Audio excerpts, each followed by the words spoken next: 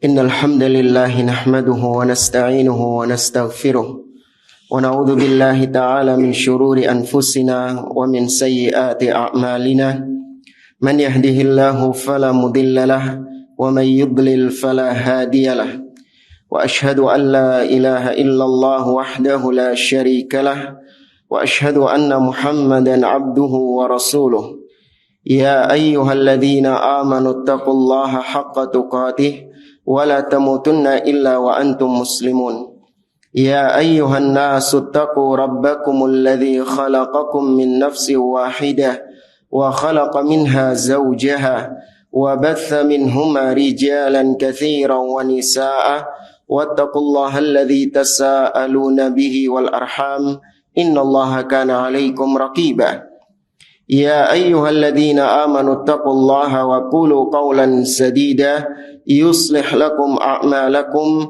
ويغفر لكم ذنوبكم ومن يطع الله ورسوله فقد فاز فوزا عظيما أما بعد فإن أصدق الحديث كتاب الله وخير الهدي هدي محمد صلى الله عليه وسلم وشر الأمور محدثاتها وكل محدثة بدعة wa kullu bid'atin dhalalah wa kullu dhalalatin finnar. Ma'asyiral muslimin, ikhwani fillah rahimani wa rahimakumullah.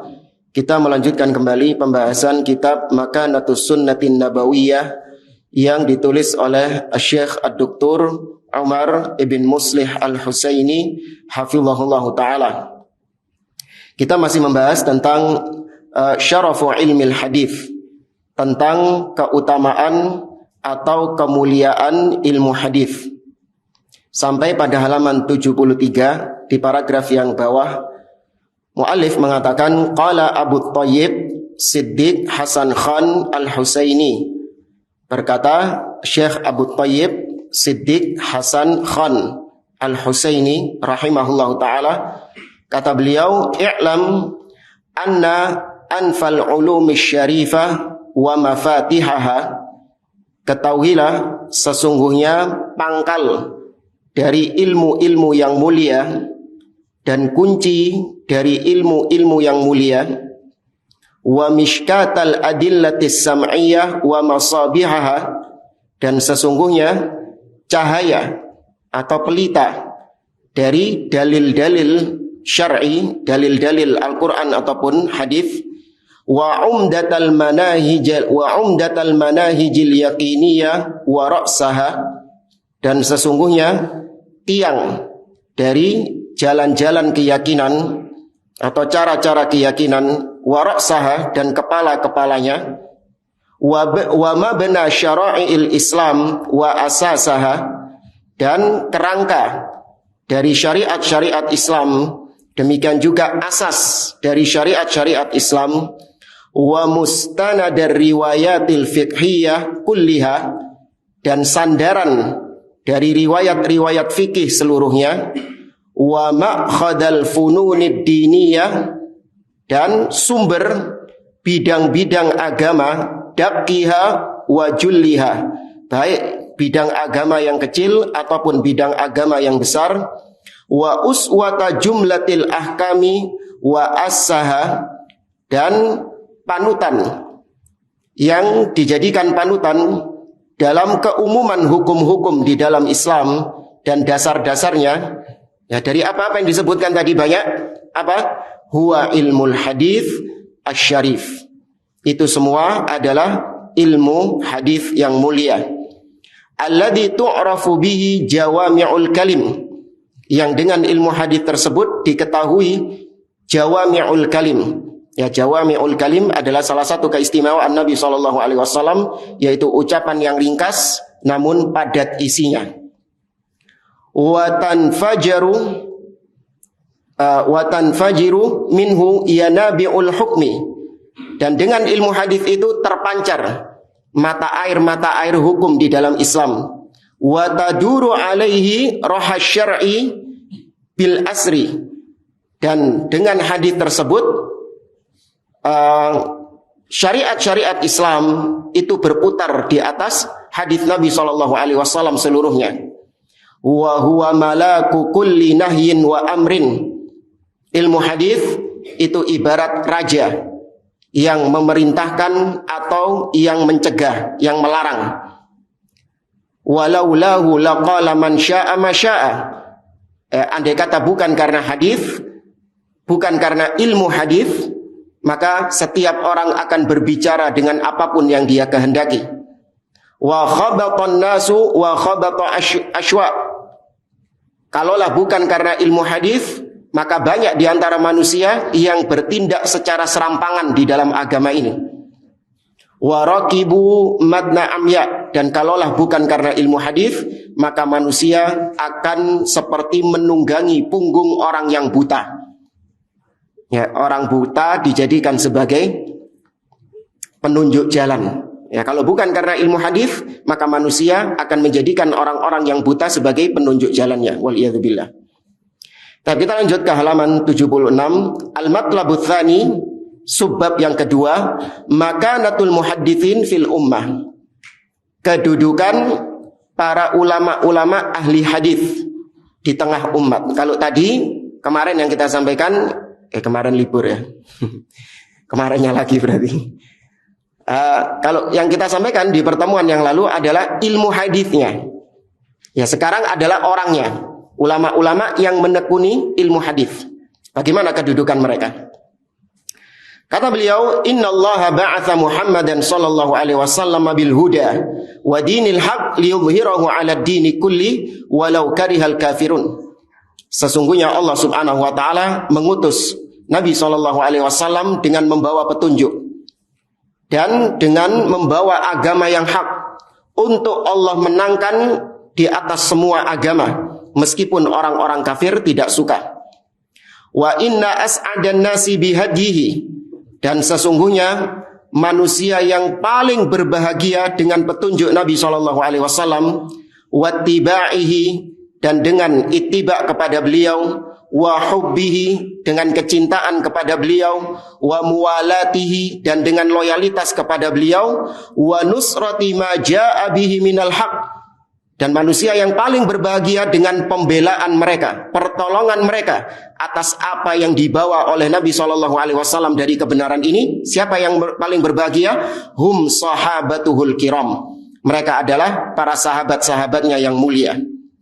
Wa manittaba'ahum bi ihsan, dan juga orang-orang yang mengikuti para sahabat dengan ihsan. Sebagaimana yang Allah firmankan dalam surah At-Taubah, was-sabiqunal awwalun minal muhajirin wal ansar. Ini para sahabat. Walladzina taba'uhum bi ihsan, dan orang-orang yang mengikuti mereka. Siapa yang dimaksud mereka di sini? Kembali kepada para sahabat. Bi ihsan, ya, dengan baik. Maksudnya dengan ihsan di sini adalah bi itqan, dengan teliti, dengan tekun mengikuti para sahabat. Bukan hanya mengikuti arah para sahabat, tapi jejak langkah para sahabat itu juga ditepati, dipasno. Jadi jangan mengatakan, Ustadz, yang penting kan para sahabat itu berjalan menuju arah timur sana. Ya wis, kita tinggal mengarahkan diri ke timur saja. Enggak cukup kita hanya mengikuti para sahabat dari sisi arahnya, tapi langkah-langkah mereka itu juga kita ikuti. Ya, maksud kalau mau lebih detailnya ya. Jadi enggak cuma cukup para sahabat ke sana kita ikut ke sana, enggak. Sampai jejak kakinya para sahabat sikilmu pasno kuno. Paham ya? Itu namanya bi'itqan. Sampai jejak kakinya para sahabat, paskan kakimu juga di situ.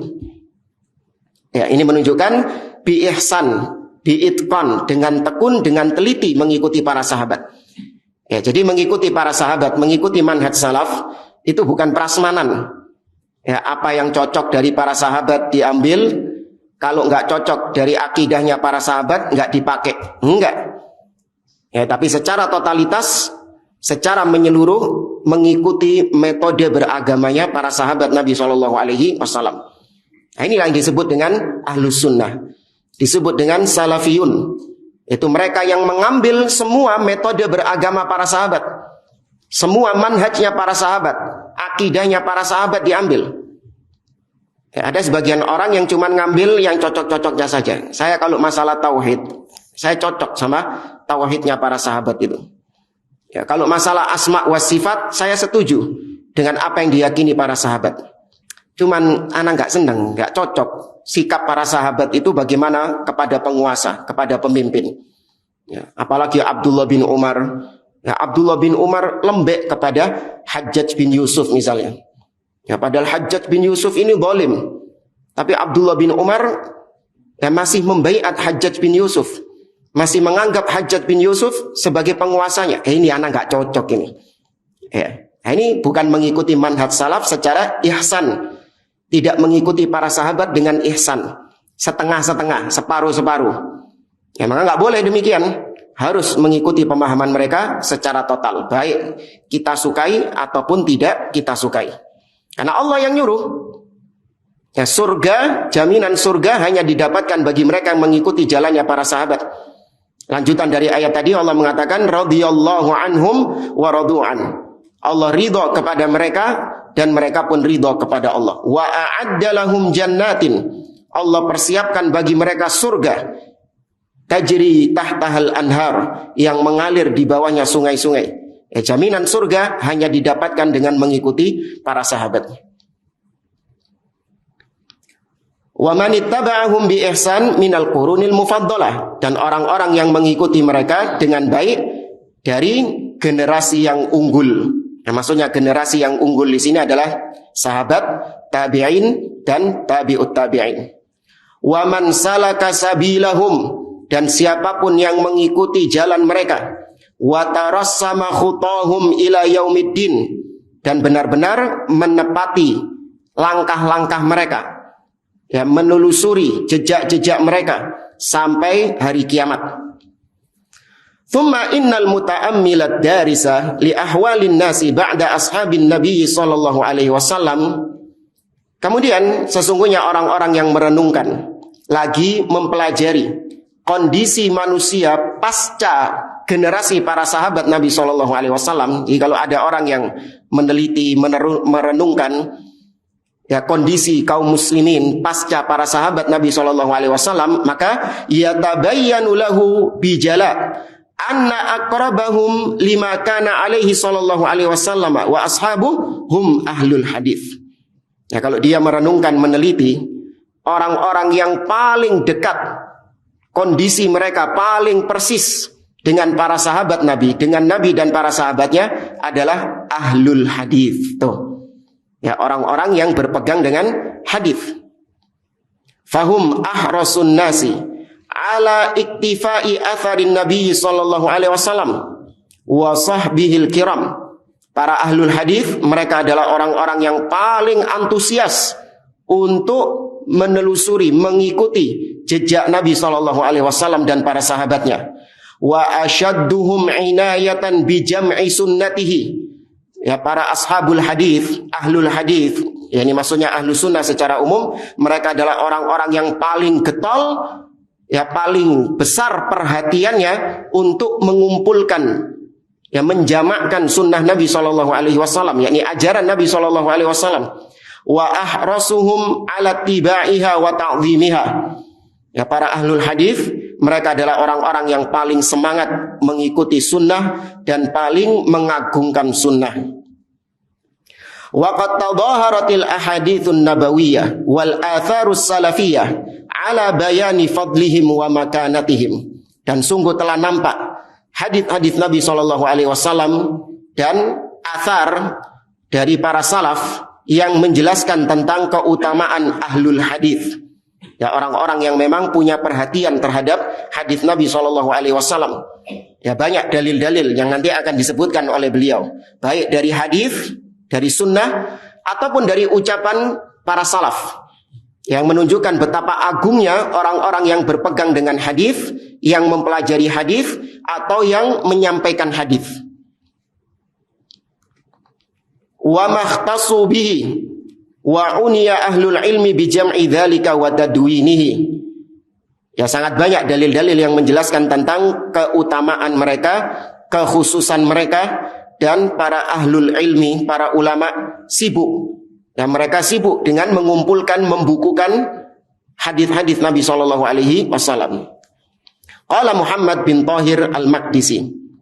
Berkata Muhammad bin Thahir al-Maqdisi, wa qad sannafa ghairu wahidin min a'immatina fi hadzal ma'na kutuban tashmalu ala manaqibihim.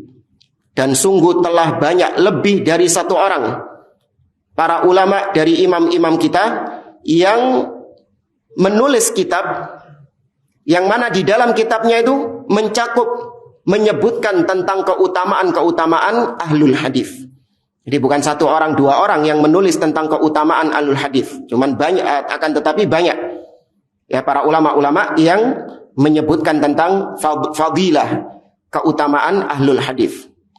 Wa mimman uniya bidzalik, dan di antara yang punya perhatian terhadap hal ini adalah yang pertama disebutkan oleh beliau Al-Khatibul Baghdadi yang wafat pada tahun 463. Kemudian yang kedua Al-Imam Abul Mudhaffar Mansur ibn Muhammad As-Sam'ani yang wafat pada tahun 489 atau yang dikenal dengan Al-Imam Abu Mudhaffar As-Sam'ani. Ini ada salah satu ucapan beliau yang paling terkenal yang banyak dinukil oleh para ulama-ulama yang menulis kitab akidah. Ya, beliau mengatakan innaka law tala'ta kutubah al-aqidah, sesungguhnya apabila kau menelaah ya kitab-kitab akidah al-musannafah yang telah ditulis min awalihim ila akhirihim, baik generasi yang terdahulu, kitab-kitab akidah yang terdahulu sampai yang belakangan, qadimihim wa hadithihim, yang dulu, yang lawas ataupun yang baru, ma'akhtilafi buldanihim, padahal penulisnya itu berbeda tempat tinggal, berbeda negeri. Ya, wa taba'ud ma bainahum qatran minal aqtar. Ya, demikian juga tempat tinggal mereka itu bukan hanya beda kampung, bukan hanya beda kota, tapi sudah berbeda benua, ya berbeda pulau, nggak ketemu antara satu dengan yang lainnya. Ya, wa taba'ud ma bainahum min diyar, rumah mereka berjauhan. Ya, wajadtahum fi bayanil i'tiqad ala watiratin wahidah. Kalau kau menelaah kitab-kitab akidah tersebut, ketika mereka menjelaskan tentang akidah, seakan-akan mereka berasal dari satu penulis yang sama. Ya, seakan-akan mereka berasal dari satu penulis yang sama. Ya, bahkan kata beliau, kalau kau kumpulkan ya lau jama'ta kutubahum, apabila engkau kumpulkan kitab-kitab mereka, ya ka'annahu ja'a min qalbin wahid, seakan-akan mereka kitab-kitab akidah tersebut berasal dari satu hati yang sama. Wa jara ala lisanin wahid, berasal dari satu lidah, satu lisan yang sama. Ya, ini menunjukkan keistimewaan akidah salaf. Ya, tidak ada perselisihan, pertentangan di antara akidah mereka. Ya, seakan-akan ketika mereka menulis akidah itu janjian dhisik.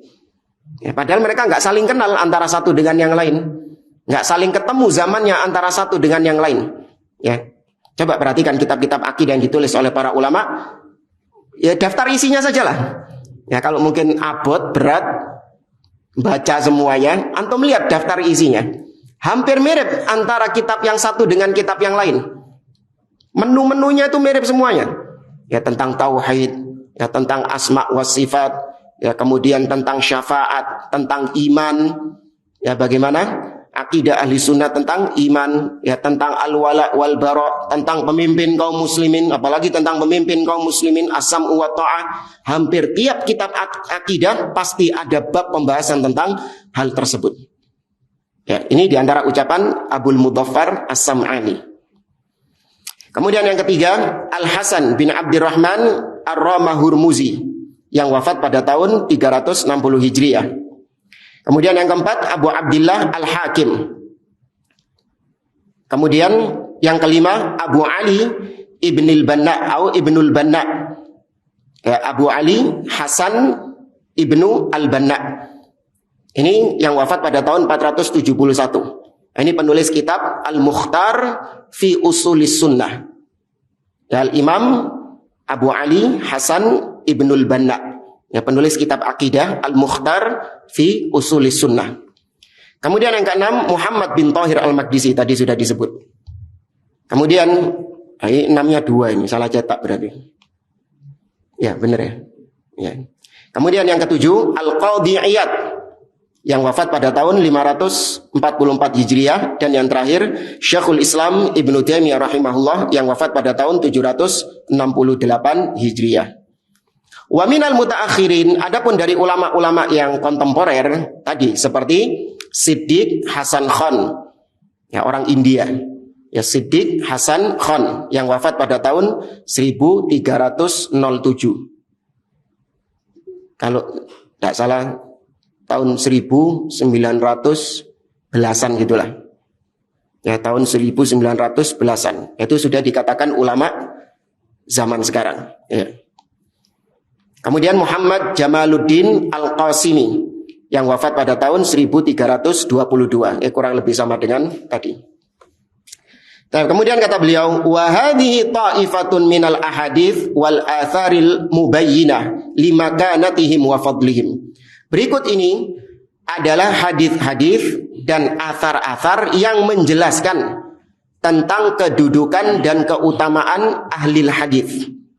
Ya, ahli hadis ini mencakup banyak, yang mengumpulkan hadis, yang meriwayatkan, yang menyampaikan, yang menulis, yang nge-share. Ya, itu juga masuk dalam hal ini. Artinya dia punya concern, punya perhatian terhadap hadis Nabi Shallallahu Alaihi Wasallam. Dia lebih mengutamakan hadis daripada pendapat-pendapat manusia. Ini berbeda dengan sebagian ahli bidah, di mana mereka menuduh dakwah salafiyah itu hasyawiyah. Ya, apa itu hasyawiyah? Hasyawiyah itu sitik-sitik dalil. Ya, sedikit-sedikit qala Allah, qala Rasul. Ya, seakan-akan nggak ada ucapan lain selain qala Allah dan qala Rasul. Ya, mereka pingin pendapat mereka sendiri. Ya, bahkan ketika kita ditanya, kemudian kita berpendapat dengan hadis Nabi Shallallahu Alaihi Wasallam, sebagian orang nggak mau. Ya, ana pinginnya pendapat antum bagaimana Ustaz? Ya apa sih? Ya, sudah diberi hadis Nabi Shallallahu Alaihi Wasallam malah takok pendapat antum bagaimana Ustaz? Kok hadis ada? Ini hadis yang lebih mulia daripada pendapat siapapun. Ya ayyuhalladzina amanu la tuqaddimu baina yadayillahi wa rasulih. Ini diantara keistimewaan ahlus sunnah, mereka menjunjung tinggi hadis Nabi Shallallahu Alaihi Wasallam. Berikut ini keutamaannya. An Zaid ibn Thabit radhiyallahu anhu qala. Dari Zaid bin Thabit radhiyallahu taala anhu, beliau mengatakan qala Rasulullah sallallahu alaihi wasallam. Rasulullah sallallahu alaihi wasallam bersabda, "Naddarallahu ra'an sami'a minna haditsan." Ya, Allah Subhanahu wa taala itu naddara. Ya, naddara itu bisa berarti yang pertama maknanya adalah zayyanahu au jammalahu. Yaitu Allah memperindah seseorang. Ya, Allah memperindah seseorang. Ini makna yang pertama.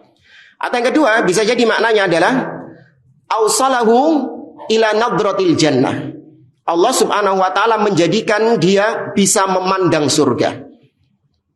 Ya, nadhara itu artinya apa ya? Memandangkan, memperlihatkan, gitu. Nadharallah, memperlihatkan. Bisa jadi yang pertama maknanya Allah membaguskan dia, sehingga kalau dilihat sama orang itu indah. Ya, atau yang kedua, Allah jadikan pandangannya itu melihat hal-hal yang indah, dan tidak ada yang lebih indah dari al-jannah. Nas'alullaha min fadlih. Allah memperindah seseorang, atau Allah akan jadikan dia melihat surga bagi seseorang yang mendengar hadis dariku. Ya, sami'a minna maqalati, sami'a maqalati dalam riwayat yang lain. Allah memperindah seseorang yang mendengar ucapanku, kata Nabi, mendengar hadisku. Fahafidhahu, kemudian dia hafal hadis tersebut. Hatta yuballighahu kama sami'ahu, sehingga dia menyampaikan hadis tersebut sebagaimana dia mendengarnya. Farubba hamili fiqhin ghairu faqih. Bisa jadi orang yang membawa hadis dia tidak paham dengan hadis tersebut. Bisa jadi, tapi dia punya keutamaan apa? Gowo hadis. Ya, meskipun dia nggak paham tentang apa yang dia bawa itu, atau kalaupun dia paham, tapi hanya sedikit yang dia pahami. Ya, sama seperti kita ketika menyampaikan hadis kepada antum. Ya, hanya sedikit hadis hanya sedikit makna hadis yang saya pahami. Ya, berbeda dengan para ulama. Ya, mereka ketika menyampaikan hadis, mereka punya banyak makna yang terkandung di dalam hadis itu bisa mereka sampaikan kepada kaum muslimin. Tapi minimal dia membawa hadis Nabi SAW meskipun nggak seberapa paham hadis tersebut. Wa rubba hamili fikhin ila man huwa afqahu minhu. Dan bisa jadi seorang yang membawa hadis kepada orang lain, justru orang yang disampaikan hadis dia lebih paham daripada yang membawa hadis itu. Ya, dua-duanya memiliki keutamaan, yang membawa hadis ataupun yang disampaikan hadis. Hadis ini diriwayatkan oleh Ahmad, At-Tirmidzi dan Ad-Darimi. Dan kemudian di sini beliau menukil ucapan Syekh Abdul Muhsin Al-Abbad, ya, seorang ulama ahli hadis dari kota Madinah, hafizahullah, masih hidup sampai sekarang dan masih aktif mengajar di Masjid Nabawi, di Masjid Nabi SAW. Umurnya sudah 90 tahun lebih. Ya, di antara metode mengajar beliau, ya, beliau penglihatannya sudah agak rabun, sudah tua. Ya, seorang qori membacakan hadisnya. Kalau qoreknya dia nggak bawa buku loh ya. Ya, dia nggak bisa melihat karena pandangan sudah rabun. Kalau qoreknya ada salah membaca, ya, atau salah membaca perawi, jadi kalau belajar ilmu hadis disebutkan haddatsana fulan bin fulan, qal haddatsana fulan bin fulan, disebutkan mata rantainya. Ya, kalau ada salah, ya beliau mengoreksinya dari hafalan beliau sendiri. Ya. Setelah selesai dibaca, kemudian beliau mengulangi hadis tersebut tanpa membaca sama sekali. Ya, kemudian beliau mensyarahnya. Ya, ini diantara, ya boleh kita katakan ini karomah, dan memang itu karomah. Ya, ini karomahnya ahlu sunnah yang kayak gini, bukan yang terbang, yang jalan di atas air, enggak. Ini karomah. Ya, bagaimana seorang ulama di usia yang seperti itu luar biasa hafalannya.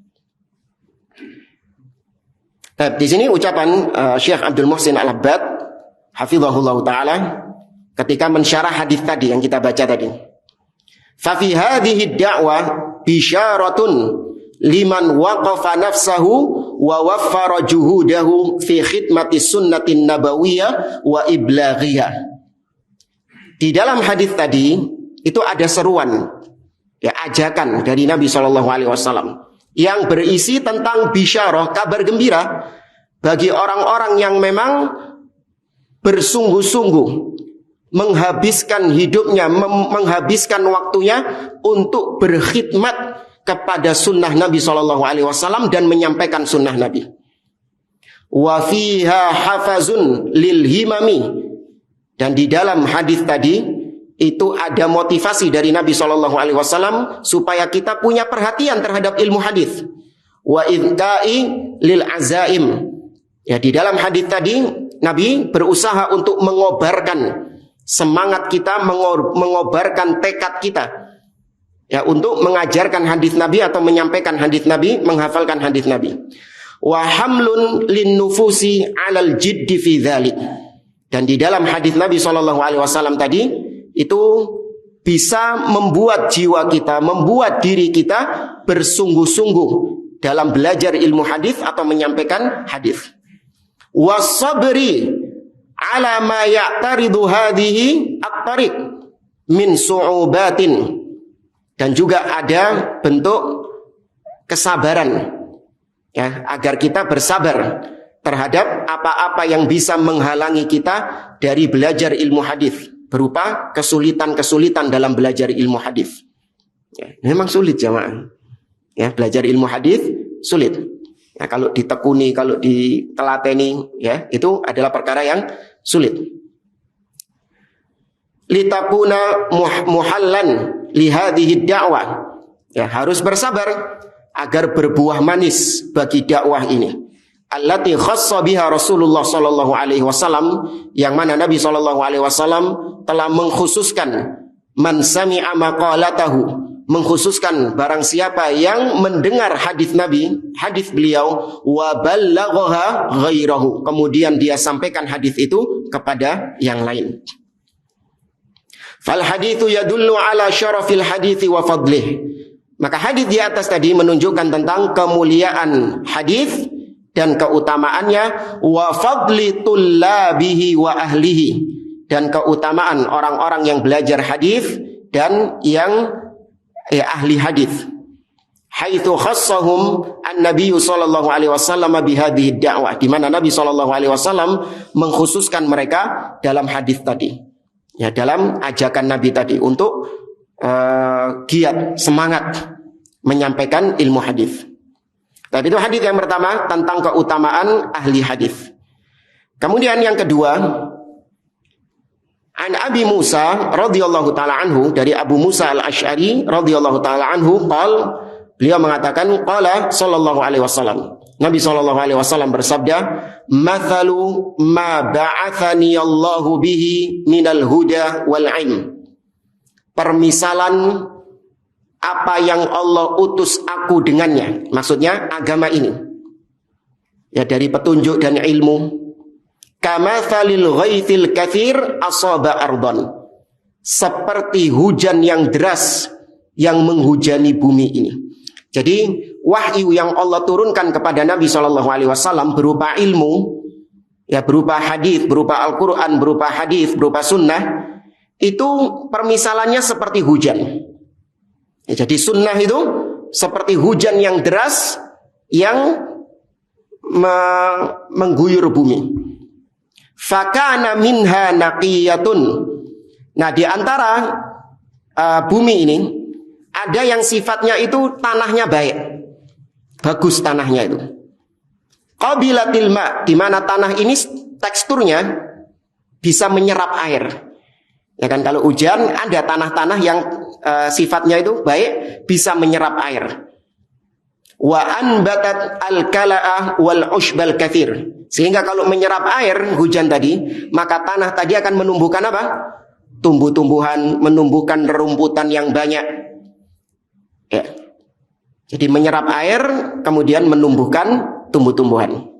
Wa kana minha ajadib, dan ada juga di antara bumi ini tanah yang sifatnya itu keras, yang nggak bisa menampung air dia.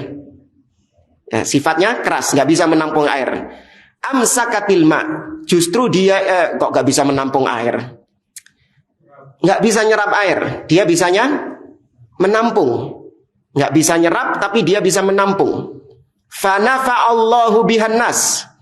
Nah, ketika menampung ini, ada air hujan yang tertampung di air keras tadi, maka dengan air tersebut manusia mengambil manfaat. Dengan air yang tertampung tadi manusia mengambil manfaat. Fasyaribu, mereka bisa minum di situ. Ya, wasaqau, dan mereka bisa memberi minum kepada hewan-hewan mereka. Wazarau, dan mereka bisa bercocok tanam, ya, bertani, ya, menyirami tanaman-tanaman dengan air yang tertampung tadi di tanah yang keras. Ya, jadi saya ulangi, permisalan pertama tanah yang apa? Tanah yang gembur, ya, gembur, nyerap air, menumbuhkan tumbuhan. Tanah yang kedua keras, nggak bisa nyerap air tapi menampung air. Ini pun juga ada manfaatnya. Ya, bisa buat minum, bisa buat ya, ngasih minum hewan, memberi minum hewan, nyiram tanaman dan yang lainnya. Wa asabat minha ta'ifatan ukhra innama hiya qi'an la tumsiku ma'an wa la tunbitu kala'an. Nah, air hujan ini ada juga yang menghujani, mengguyur tanah yang sifatnya itu lembah, datar. Dia nggak bisa nyerap air dan juga nggak bisa nampung air. Ya, nggak bisa nyerap air, nggak bisa nampung air. Dan juga kalau nggak bisa nyerap air, maka nggak bisa menumbuhkan tumbuh-tumbuhan. Fadzalika mathalu man faqiha fi dinillah wa nafa'ahu ma ba'athani Allahu bihi fa'alima wa 'allama. Itulah permisalan hujan itu adalah ilmu yang Allah turunkan kepada Nabi SAW. Ada orang-orang yang mempelajari ilmu tersebut. Ya, dia belajar ilmu tersebut, menyerap ilmu tersebut, kemudian mengajarkannya kepada orang lain. Dapat ya permisalan Nabi ya? Sangat jelas ini permisalan Nabi SAW. Ya, dia mengambil, menyerap ilmu dari Nabi SAW, kemudian dia mengajarkannya kepada orang lain. Wa mathalu man lam yarfa' bidzalika ra'san. Tapi ada juga ya orang-orang yang sama sekali tidak mengambil manfaat dari air hujan tersebut. Wa lam yaqbal hudallah alladzi ursiltu bihi. Ya, dia tidak menerima petunjuk dari Allah sama sekali yang mana aku diutus dengannya. Yaitu tanah yang datar tadi. Bukan yang keras. Kalau yang keras ini masih bisa dimanfaatkan. Ya, tanah yang keras tapi bentuknya cekung, menampung. Itu masih bisa dimanfaatkan meskipun dia sendiri tidak bisa, meskipun dia sendiri belum mengambil manfaat yang banyak. Justru orang lain yang bisa mengambil manfaat yang banyak. Itu tadi, dia hanya sebatas menyampaikan saja. Ya. Justru yang disampaikan hadis itu yang lebih memahami hadis. Yang hadis pertama tadi itu lah. Ya. Nah, ada juga yang bentuk tanahnya itu wis keras tapi datar. Gak isok nyerap, wah gak isok nampung pisan. Ya, jadi meluber kemana-mana, akhirnya kering air hujannya itu. Ya, tidak bisa menumbuhkan tumbuh-tumbuhan, tidak pula bisa menampung air untuk dimanfaatkan. Ya. Kemudian yang ketiga, an Abi Hurairah radhiyallahu taala anhu. Ya, dari Abu Hurairah radhiyallahu taala anhu, qala Rasulullah sallallahu alaihi wasallam, innal islama bada'a ghariban wa sayaudu ghariban fatuba lil ghuraba. Sesungguhnya Islam itu datang dalam keadaan terasing dan akan kembali lagi dalam keadaan terasing, maka beruntunglah orang-orang yang terasing. Ya, tuba, ya, sebagian ulama menafsirkan beruntung, keberuntungan, sebagian yang lain mengatakan syajaratun fil jannah, pohon yang ada di surga. Ya, dahulu Islam yang dibawa oleh Nabi SAW ketika pertama kali datang Nabi berdakwah di kota Mekah, maka terasing Islam ini. Karena kaum musyrikin ketika itu, orang-orang Mekah ketika itu, mereka musyrik. Sehingga ajaran tauhid yang dibawa oleh Nabi SAW asing bagi mereka. Bahkan mereka heran, aja'alal alihata ilahan wahida inna hadza la syai'un ujab.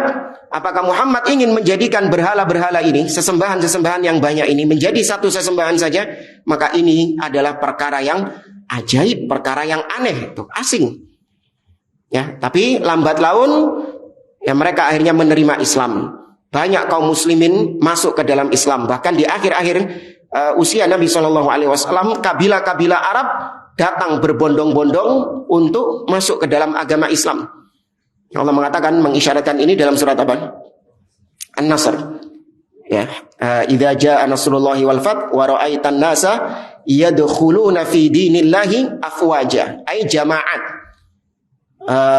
Kau melihat manusia mereka masuk ke dalam Islam afwaja, yaitu jamaat, secara berkelompok berbondong-bondong masuk ke dalam agama Islam. Dan maka sepeninggal Nabi SAW, Islam itu tidak terasing. Ya, karena manusia mayoritas ketika itu Muslim. Ya, kemudian di zaman para sahabat, tepatnya pasca wafatnya Umar ibnu Khattab, ya, di pemerintahan Utsman bin Affan radhiyallahu taala anhu, muncul penyimpangan-penyimpangan, bid'ah-bid'ah di dalam agama. Ya, mulai muncul firqah-firqah menyimpang. Ya, diawali dengan apa? Kelompok ahli bid'ah pertama yang muncul di dalam Islam, Al-Khawarij. Ya, Khawarij. Ya, diawali dengan Khawarij. Ya, kemudian muncul Qadariyah yang menolak takdir. Ya, kemudian muncul Murji'ah, Syiah, Rafidhah. Ya, kemudian muncul ya Jahmiyah, Mu'tazilah dan seterusnya. Sehingga kaum muslimin lama-kelamaan terwarnai dengan yang kotor itu. Sehingga Islam yang murni, yang asli, yang dibawa oleh Nabi SAW semakin menjadi apa? Semakin menjadi minoritas. Nah, ini kata Nabi, wa sayaudu ghariban. Islam akan kembali lagi dalam keadaan terasing. Islam di sini adalah Islam yang pertama. Islam yang pertama kali dibawa Nabi. Lihat teks hadisnya. Bada'al Islam ghariban. Islam diawali dengan keterasingan. Tuh, berarti pertama kali Islam datang, berarti Islam yang dibawa sama siapa? Nabi SAW. Kemudian wasayaudu ghariban, akan kembali lagi dalam keadaan terasing Islam ini. Ya, berarti masih sama, Islam yang dimaksud Nabi adalah Islam yang pertama. Ya, maka nggak usah heran dengan keterasingan Islam yang murni yang dibawa oleh Nabi Shallallahu Alaihi Wasallam. Kita nggak bicara kuantitas jumlah umat Islam sekarang banyak, Ustaz. Ya, ini hadisnya berarti keliru ini. Iya kan? Ya, ini sekarang jumlah umat Islam banyak sekarang, mayoritas di dunia ini, katakanlah gitu. Mbu sensus apa durung? Ya, ada yang bilang kayak gitu. Karena kata mereka, enggak kan katanya Nasrani paling mayoritas di dunia ini.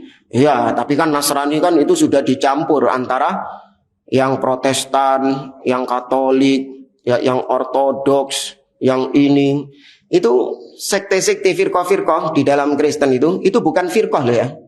Din, agama. Jadi yang dianggap Protestan sama Katolik itu cuman beda mazhab, bukan. Itu beda apa? Beda agama.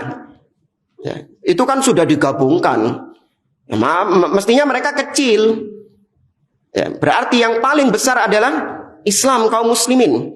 Karena kaum muslimin perbedaan firqah di antara mereka itu bukan beda agama. Sahih jamaah? Sahih. Nah, misalnya Ahlus Sunnah dengan Khawarij misalnya. Khawarij dikafirkan nggak sama para ulama? Tidak. Nah, Ahlus Sunnah dengan Asy'ariyah. Nah, Asy'ariyah dikafirkan nggak sama para ulama? Tidak, mereka masih muslim juga, masuk dalam lingkup muslim. Berarti yang mayoritas adalah Islam. Ya, berarti Islam gak terasing karena Islam mayoritas. Ya wis, terus berarti hadisnya salah ngono ta. Ya, pilihannya kan gitu. Berarti ini Nabi hadisnya salah, sing bener kon gitu. Ya, enggak, maksudnya itu nanti di akhir zaman. Ya, sekarang itu akhir zaman. Ya. Maka makna yang benar adalah Islam yang dimaksud Islam yang murni. Islam yang asli seperti yang dibawa oleh Nabi Shallallahu Alaihi Wasallam. Itu yang minoritas. Ya, di tengah umat yang banyak ternodai, tercemari dengan kebid'ahan-kebid'ahan, ajaran-ajaran, akidah-akidah yang bukan dari Nabi Shallallahu Alaihi Wasallam. Ya. Fatuba lil ghuraba, maka beruntunglah orang-orang yang dalam keadaan terasing itu. Ya, ini kabar gembira bagi kita untuk kita tidak minder dengan minoritas. Ya, karena memang yang dipentingkan itu bukan kuantitas, tapi yang paling dipentingkan adalah kualitasnya. Ya, dakwah Ahlus Sunnah tidak mementingkan jumlahnya berapa, enggak. Karena Ahlus Sunnah tahu bahwasanya mereka dakwah salafiyah, as-salafiyun itu pasti minoritas. Mereka tahu. Ya, sehingga mereka enggak heran dengan keminoritasan itu, mereka tidak heran. Ya. Ya, teringat ucapan Syu'bah kalau nggak salah, bukan sih? Ana lupa ucapan siapa. Ya, beliau mengatakan, Inna kathrata atba'ir rajul isyaratun ala adami sihhati da'watihi li'anna ahlas sunnah ghuraba wa hum qillah. Ya, kalau salah ucapan Syu'bah. Nanti Anda lihat. Beliau mengatakan, sesungguhnya banyaknya pengikut, ya, banyaknya followers, itu adalah salah satu isyarat tanda ada ketidakberesan dalam dakwahnya. Ya, banyaknya followers, banyaknya pengikut, justru itu adalah tanda ada ketidakberesan dalam manhaj dakwahnya. Kenapa demikian? Karena Ahlus Sunnah itu sunnatullahnya apa? Minoritas, sedikit. Berarti kalau ada yang banyak, Masya Allah ini, kalau ini kajian banyak, ya, bahkan orang-orang kafir juga senang ikut kajiannya dia juga. Ya, bahkan Syiah juga senang sama dia juga. Sufi juga senang sama dia. Ini bahaya ini. Ya, jangan-jangan 11-12 sama mereka. Karena ahli bid'ah tidak akan ridha dengan Ahlus Sunnah. Ya, mereka tidak akan ridha dengan Ahlus Sunnah. Ucapan yang bagus dari Syekh Sulaiman Ar-Ruhaili, ya, beliau mengatakan, kurang lebihnya beliau mengatakan, idza ahabbaka ahlul bid'ah fattish nafsaka. Kurang lebihnya demikian beliau mengatakan. Apabila ahlul bid'ah mencintaimu, ahlul bid'ah senang sama dakwahmu, ya, dalam artian kau tidak mendapatkan permusuhan dari ahlul bid'ah, maka periksa manhajmu, periksa akidahmu. Ini sih bagus ucapan beliau ini. Ya, kurang lebihnya beliau mengatakan demikian tadi. Apabila tidak ada ahlul bid'ah yang membencimu, maka cek, ya, periksa kembali akidahmu, periksa kembali dakwahmu. Ya, karena sunnatullah ahlul bid'ah itu senantiasa memusuhi ahlus sunnah, senantiasa membenci ahlus sunnah, tidak ridho dengan ahlus sunnah.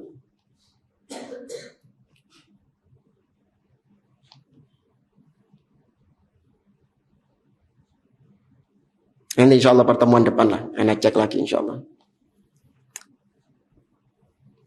Maka ikhwani fillah rahimani wa rahimakumullah, minoritas itu adalah ciri ahlu sunnah wal jamaah.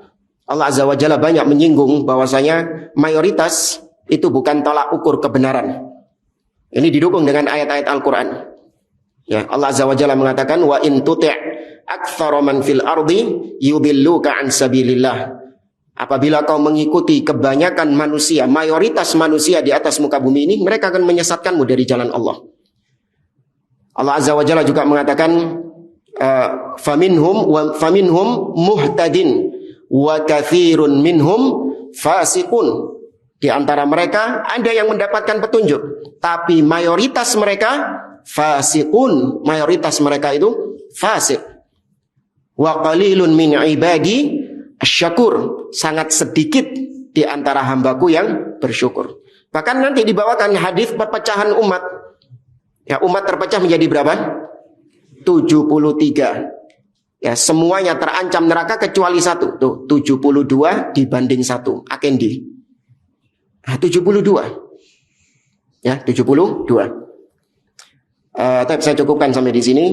Insyaallah kita lanjutkan pada pertemuan yang berikutnya. Wallahu ta'ala a'lam. Subhanakallahumma wa bihamdik, asyhadu an la ilaha illa anta astaghfiruka wa atubu ilaik. Assalamualaikum warahmatullahi wabarakatuh.